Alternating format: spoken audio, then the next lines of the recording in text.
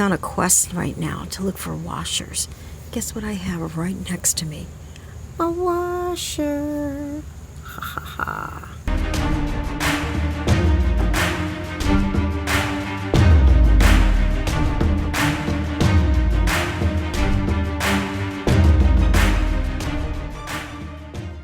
Am I actually in the screen? Yep, you're right in the bullseye middle. And it's recording. I don't like it. Why? Because you're not smiling or anything. Well, I'm not ready to shoot yet.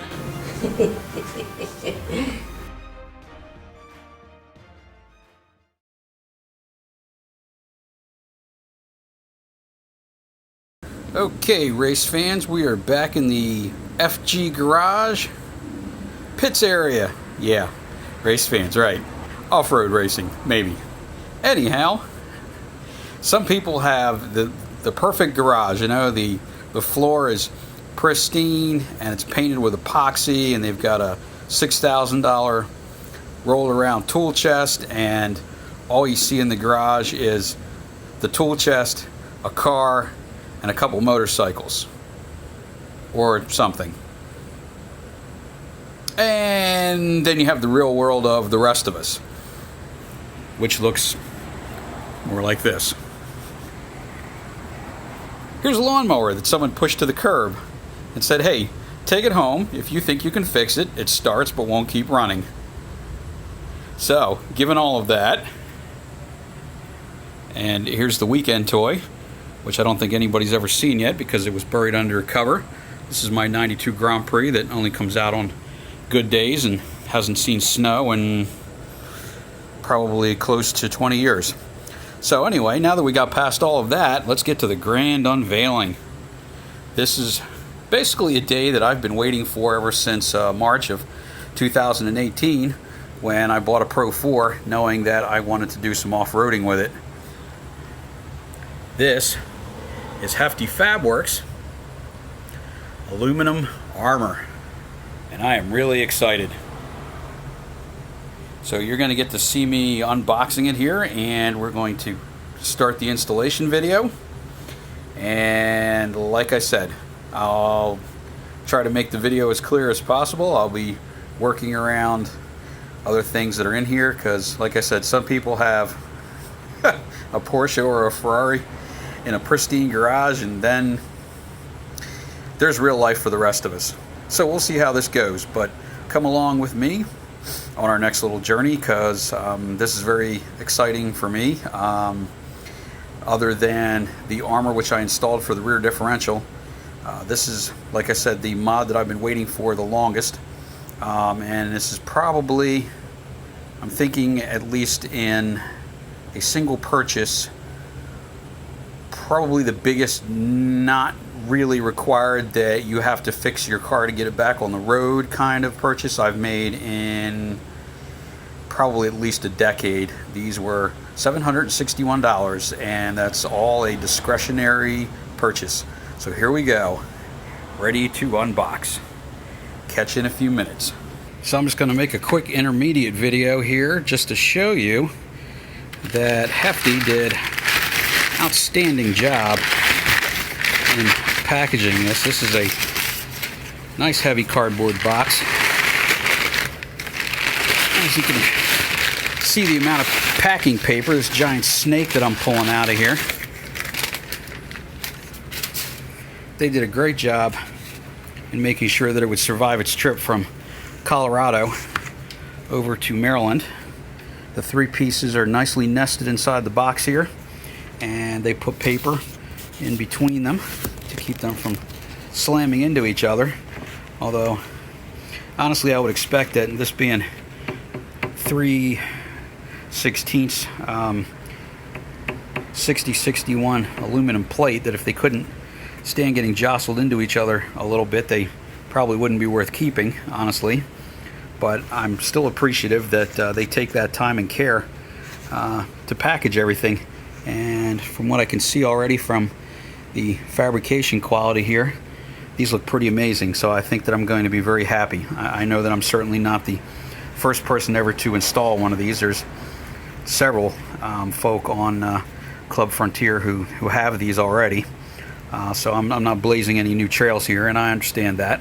But I really like that the guys and gals over there really take pride in not only good work, but using good materials and actually being on time. These were ordered on the 9th of July, and they just came in today, being the 21st of August. So they were right on top of the schedule that they had told me they were running 6 weeks at the time that I ordered. So I am very happy. I'm going to continue with the unboxing.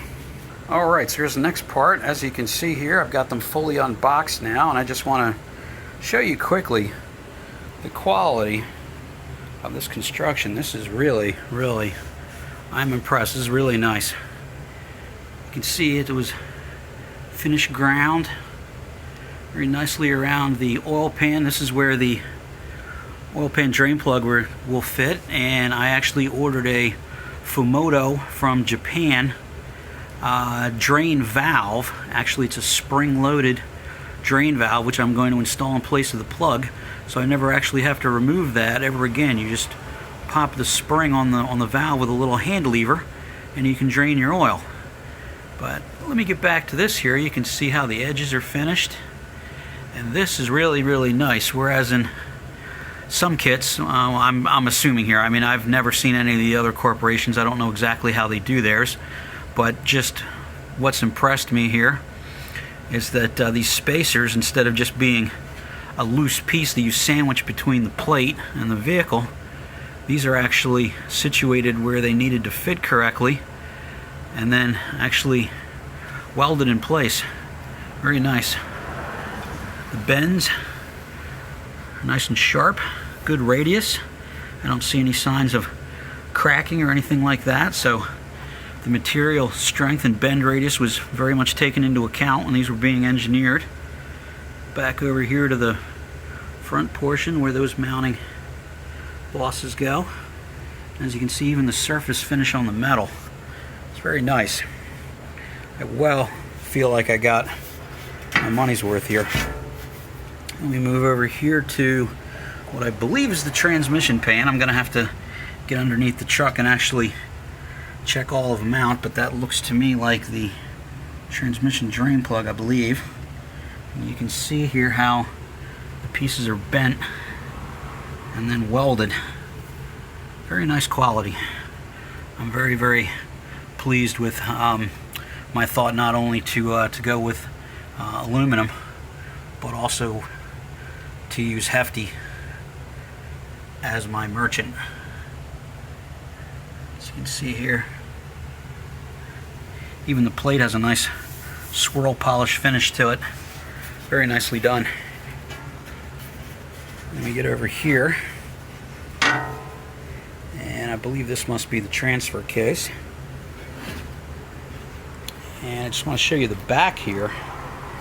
As I was taking this out of the box, I was really impressed with the construction. Look how we have here where this plate changes angles. There's a cutout there. They did a full gusset inside on both sides. And where there's another change in angle, as you can see here, if I zoom back a little bit, there's another outside gusseting plate mounted to reinforce that bend area. So I'm very impressed with the quality of construction, and also these are pretty light.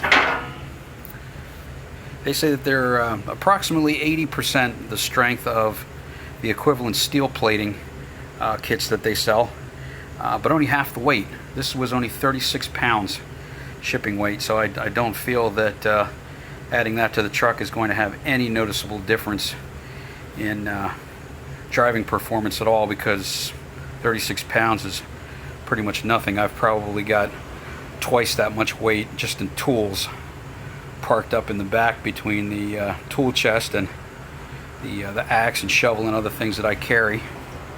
So to me, I thought that sounded like a very smart swap off between keeping everything protected and not adding a ton of weight. Now I'm not planning on running the Baja 1000 or Gone Moab or anything like that. I know that there are some guys that are very, very into their severe off-roading, and that's fine. If that's what you like and you've got a truck that you've built that will accommodate that, great. I say go out and have some fun. This is just really for me for peace of mind with rocks and stumps and things of that nature that we're going to encounter between West Virginia, Maryland, New Jersey, and when we're up running trails out of our condo up in Maine, which is probably where we'll be getting most of our off-roading when yeah, whenever that might be, when things start to normalize again and the governor allows tourism again. But in the past, we've had a great time running a bunch of different roads up there, and so we certainly expect to continue with those trips and off-road adventures, and even gotten my kids involved, and they're having a very good time too. My son's come along on several of our trips to different places. He went to the Virginia-West Virginia border with me on one trip last year, early last year, and has been on several in Maine along with my daughter, and my wife's come along on some of them as well. And since she is originally from Maine, she is a pretty expert spotter on navigating around the really, really ugly pieces on the trail. Some of the rocks that we saw were the size of bowling balls or better, and without any trail armor at all, that can be kind of a daunting experience when you know that you have no cell signal. You are not miles but tens of miles from any help at all, and if you happen to bash an oil pan or transmission or anything like that, it's going to be a very, very abrupt and very unpleasant end to your day. So I think that these are an extremely wise investment in our future travels. So that wraps this up. Thank you for coming along with me on this little piece of the journey, and the last part of the video will be detailing me actually going ahead and installing these, and after that I will wrap this project for the day. So I hope everybody is happy and safe, and weekend's coming up. This is Friday afternoon, so everybody enjoy their weekend, and we'll catch up to you soon. Okay everyone, so here we are in the midst of the install, and this is the old transmission protection plate, which as you can see is rather dirty, but what I really want you to see is A, it's full of holes, and B, it's made out of sheet metal, which is better than nothing. But let me point out a few things that I notice here. A, and really pretty much A is the only thing that's really important, 5 bolts hold this to the cross member. Okay, do you see any bolts here in the back? No. So the weave pattern here is to get a staggered footprint, because this thing is completely cantilevered. It's only held at one position, the cross member at the transmission, and then basically it just juts over backwards. Now that's probably good to keep, you know, a deflected little rock that's bouncing underneath your truck maybe from doing any particularly serious damage, but you could see that that's pretty lame, honestly. Like I said, it's better than nothing, but hardly better than nothing. Let's go take a look now at the new one.